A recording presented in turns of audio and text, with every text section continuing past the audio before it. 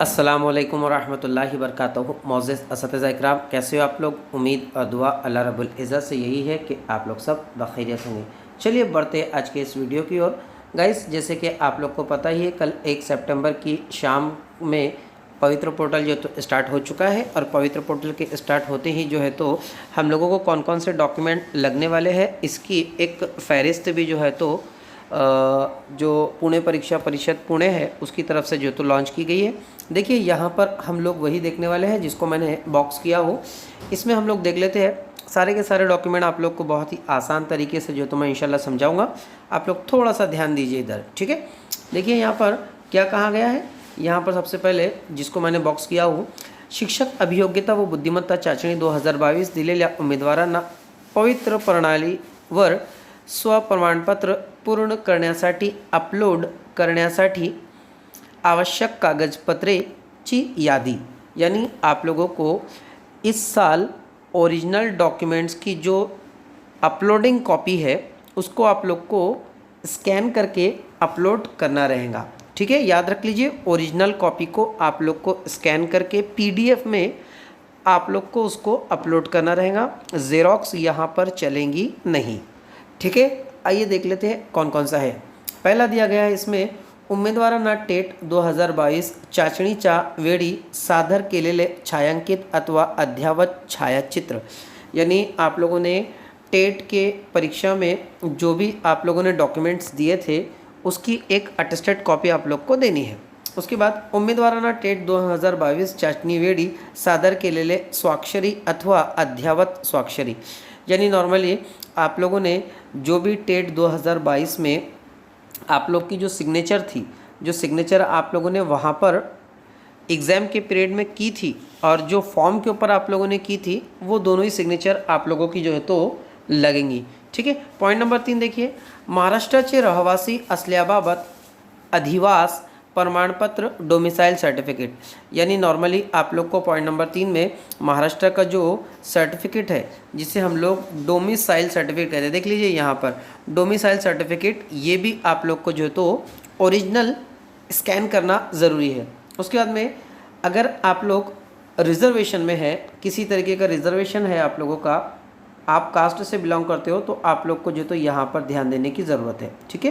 देख लीजिए आप लोग, जाति दाखला जात प्रमाणपत्र लागू असल्यास। यानी आप लोग अगर किसी भी कास्ट से बिलोंग करते हैं तो वो आप लोग को देना है। उसके बाद में जात वैधता प्रमाणपत्र, यानी आप लोग का जो वैलिडेशन सर्टिफिकेट होता है वो आप लोग को जो तो यहाँ पर पॉइंट नंबर 5 में देना है। उसके बाद में समांतर आरक्षण है, यानी अब कुछ सिमिलर आरक्षण जो है तो दिया गया है, रिजर्वेशन जिसे हम लोग जो है तो कहेंगे। यहाँ पर देख लीजिए पॉइंट नंबर 6 में वही चीज़ें बताई गई है, ठीक। अब कौन कौन सी चीज़ें हैं पॉइंट नंबर 6 में वो देख लीजिए, ठीक है। पहला पॉइंट देख लीजिए, पहला पॉइंट है दिव्यांगत्वाचे प्रमाणपत्र लागू असल्यास। यानी अगर आप किसी भी तरीके के हैंडीकैप है, इवन देखने में प्रॉब्लम है, सुनने में प्रॉब्लम है, हाथ से माजूर है, पैर से माजूर है, या और भी किसी तरीके से आप अगर हैंडीकैप है तो आपको वो सर्टिफिकेट लगाना ज़रूरी है। माजी सैनिक असल्यास बाबतचे प्रमाणपत्र। अगर आपके घर में कोई माजी सैनिक यानी कि फ़ौज में था, वो जो रिटायर्ड हुआ है या कोई शहीद हुआ है, और अगर आपकी फैमिली उससे सर्वाइव की है तो वो भी सर्टिफिकेट आपको लगाना है।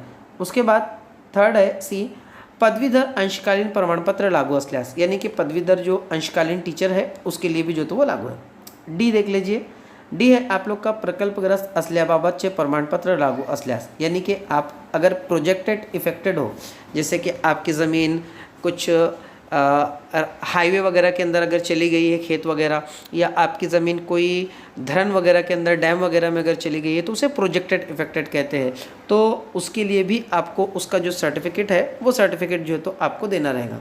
उसके बाद डी देख लीजिए आप लोग, प्रकल्पग्रस्त हो गया, सॉरी ई देख लीजिए आप लोग, भूकंपग्रस्त असल्याबाबतचे प्रमाणपत्र। अगर आप भूकंपग्रस्त है तो आपको उसका भी सर्टिफिकेट स्कैन करके लगवाना है।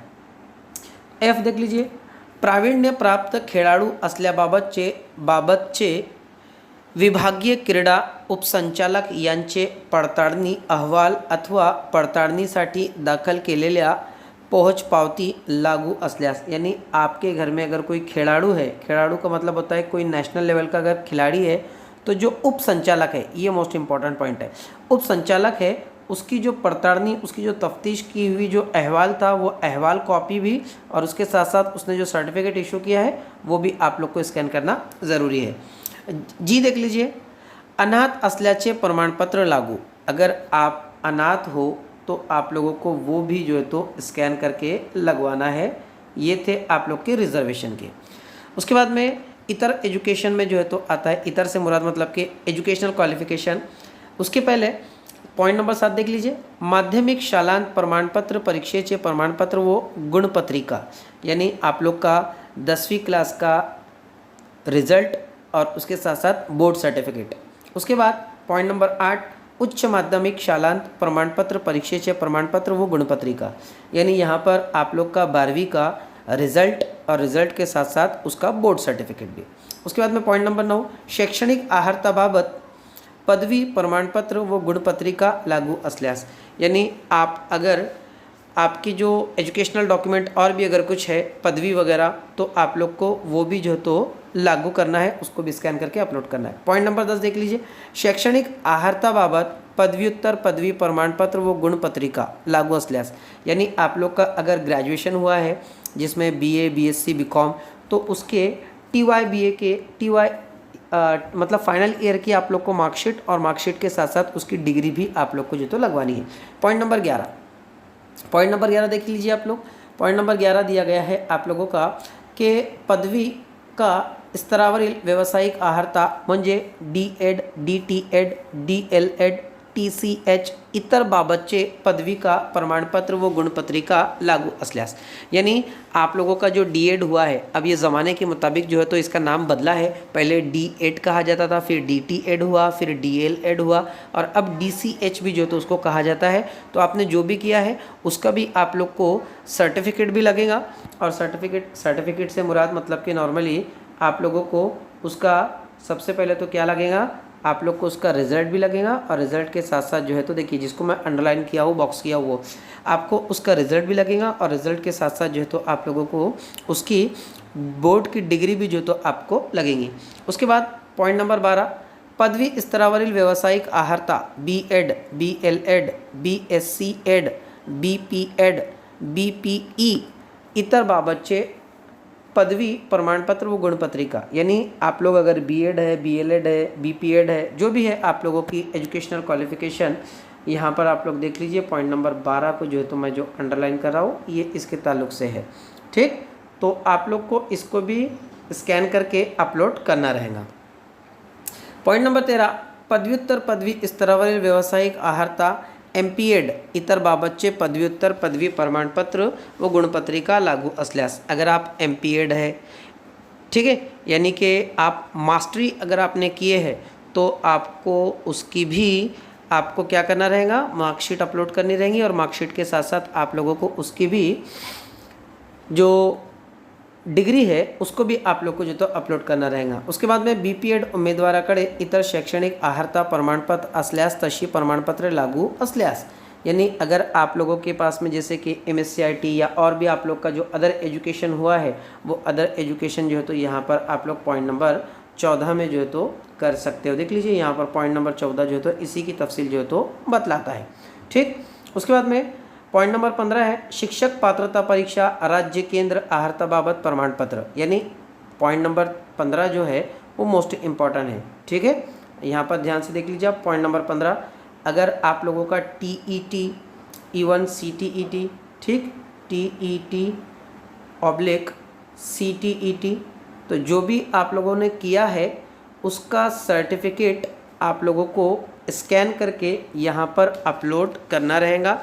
इतने सारे डॉक्यूमेंट्स जो है तो आप लोगों के ज़रूरी है। साथ ही साथ मैं आप लोग को ये कहूँगा कि आप लोगों की जो फ़ोटो ID की कॉपी है, जिसमें हम लोगों का Aadhaar card, PAN card, driving licence या फिर पासपोर्ट वगैरह, ये भी आप लोग जो है तो तैयार रखिए। अभी फ़िलहाल इसके ताल्लुक से कहा नहीं गया है, लेकिन कब इसके ताल्लुक से कह दिया जाएगा ये हम लोग नहीं कह सकते हैं। गाइस, वीडियो को पूरा सुनने के लिए आप लोग का बहुत बहुत शुक्रिया। चैनल को सब्सक्राइब कर लीजिए, लाइक कीजिए, शेयर कीजिए, और वीडियो की लिंक को आगे ज़रूर फॉरवर्ड कीजिए। दुआ का तालिब आपका दोस्त, आपका खादिम शाकिर शेख।